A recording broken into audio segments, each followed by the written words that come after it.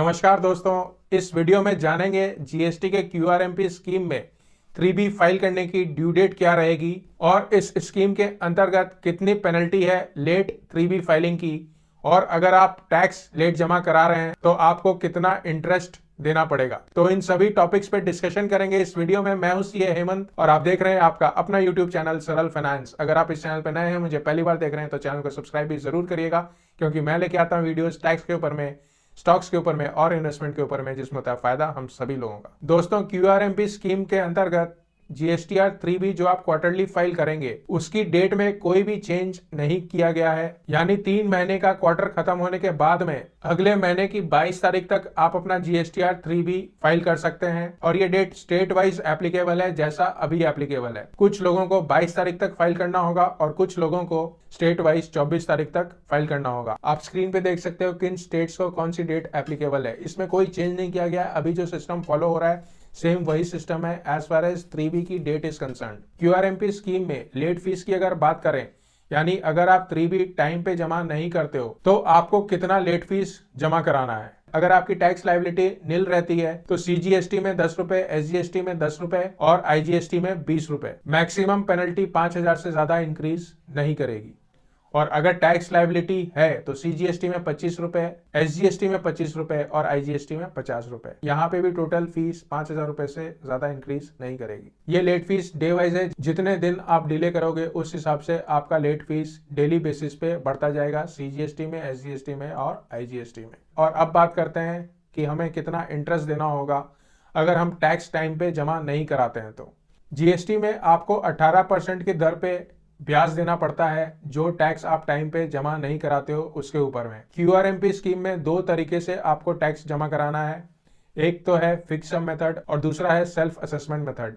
Self assessment method में जो भी टैक्स आप जमा नहीं कराते हो 25 तारीख तक, उस अमाउंट पे आपको 18% पर एनम के दर पे ब्याज जमा कराना पड़ेगा। जितने भी दिन आप डिले कर रहे हैं उतने दिन के लिए 18% पर एनम का आपको ब्याज लगेगा। अगर आप 25 तारीख तक टैक्स जमा नहीं कराते हो, कम जमा कराते हो या बिल्कुल भी जमा नहीं कराते हो, और अगर आप फिक्स सम मेथड फॉलो कर रहे हो टैक्स जमा कराने के लिए, तो अगर आप टाइम से जीएसटी की पेमेंट कर देते हो तो आपको कोई इंटरेस्ट नहीं देना है। और अगर आप अगले महीने की 25 तारीख तक पीएमटी 06 चालान के तहत पैसे नहीं जमा कराते हो तो आपको 25 तारीख के बाद जब तक आप टैक्स नहीं जमा कराओगे उतने दिन के लिए 18% पर एनम के हिसाब से आपको इंटरेस्ट की पेमेंट करनी रहेगी। मेनली क्यूआरएमपी स्कीम में आपको इंटरेस्ट पे ध्यान देना है, क्योंकि सरकार ने यह ठान लिया है जो लोग टाइम से पेमेंट नहीं करते हैं टैक्स की, उन लोगों को छोड़ना नहीं है, उन लोगों से ब्याज जरूर वसूलना है ताकि उनकी आदत थोड़ी सुधर जाए। तो इंटरेस्ट पे खासा ध्यान रहने वाला है जीएसटी डिपार्टमेंट का। अगर आप लेट पैसे जमा कराते हो, कम पैसे जमा कराते हो, टाइम से पैसे जमा नहीं कराते हो जीएसटी का, तो आपको जीएसटी डिपार्टमेंट छोड़ने वाला नहीं है और इंटरेस्ट के पैसे वो जरूर वसूलेगा, आज नहीं तो कल। इसीलिए टाइम से अपना टैक्स जमा कराइए, जितना बनता है उतना जमा कराइए, ताकि आपके ऊपर ये एडिशनल इंटरेस्ट और पेनल्टी की बर्डन ना आए। दोस्तों, अगर आप जीएसटी में रजिस्टर्ड हैं और क्यूआरएमपी स्कीम के लिए आपने ऑप्ट किया हुआ है तो आपको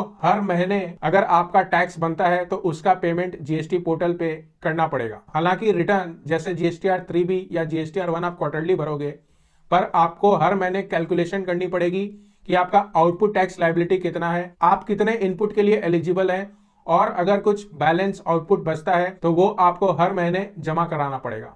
महीना खत्म होने के बाद में अगले महीने की 25 तारीख तक आपको ये मंथली पेमेंट जीएसटी पोर्टल पर करनी पड़ेगी पीएमटी 06 चालान के तहत। तो क्यूआरएमपी स्कीम वालों को सरकार ने दो ऑप्शन दे दिए हैं। जो ऑप्शन आपको पसंद आए आप उस ऑप्शन के तहत मंथली पेमेंट कर सकते हो। पहला मेथड है फिक्स्ड सम मेथड और दूसरा मेथड है एक्चुअल मेथड। तो आइए सबसे पहले जानते हैं फिक्स सम मेथड क्या है। फिक्स सम मेथड के अंतर्गत अगर आप डिसाइड करते हो अपना मंथली पेमेंट करने का, तो आपने पिछले क्वार्टर में जितना भी जीएसटी सरकार को कैश में दिया था उसका 35% पहले महीने में आपको जमा कराना पड़ेगा। इसको एग्जांपल के तौर पे समझते हैं कि अगर पिछले क्वार्टर में टोटल में आपने सीजीएसटी 10,000 रुपए जमा कराए थे, एसजीएसटी 10,000 रुपए जमा कराए थे और आईजीएसटी 20,000 रुपए जमा कराए थे, तो करंट क्वार्टर के पहले मंथ में आपको इसका 35% जमा कराना होगा।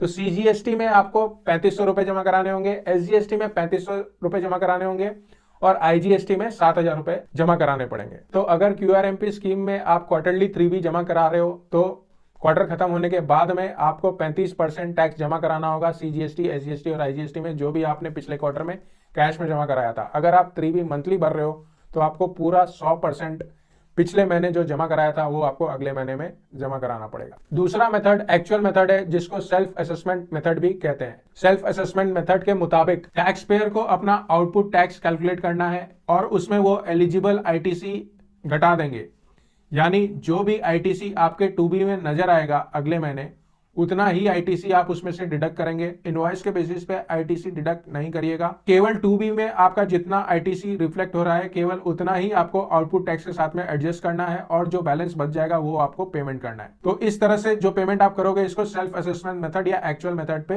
कहा जाएगा। सेल्फ असेसमेंट मेथड में ऐसा हो सकता है कि आपको किसी महीने कोई टैक्स जमा न कराना पड़े। ऐसा तब मुमकिन हो सकता है जब आप नील रिटर्न फाइल कर रहे हो या फिर आपके कैश और क्रेडिट लेजर में इतना पैसा हो कि आपका पूरा आउटपुट टैक्स लायबिलिटी एडजस्ट हो जाए। तो इन सिनेरियो में आपको टैक्स जमा कराने की जरूरत नहीं पड़ेगी सेल्फ असेसमेंट मेथड। तो दोस्तों ये दो मेथड हैं जिनके तहत आप QRMP स्कीम में अगर हैं तो आप मंथली पेमेंट अपना इस तरह से करेंगे। ये डिसाइड आपको करना है कि आपको कौन सा मेथड सेलेक्ट करना है। मेरी समझ में सेल्फ असेसमेंट मेथड ज्यादा अच्छा मेथड है, क्योंकि अगर आप फिक्स मेथड में जाएंगे तो हर महीने रिकंसिलिएशन बना बना के परेशान हो जाएंगे, क्योंकि आपको फ्लैट 35% के हिसाब में पहले 2 महीने में जमा कराना पड़ेगा टैक्स। तो 2B का आउटपुट का टैक्स जमा का हर महीने आपको रिकंसिलिएशन बनाना पड़ेगा, जिसमें हो सकता है आप उलझ के रह जाएं। तो सिंपल तरीका फॉलो करिए, जो टैक्स बनता है वो टैक्स जमा करा दीजिए, नहीं बनता है तो मत जमा कराइए।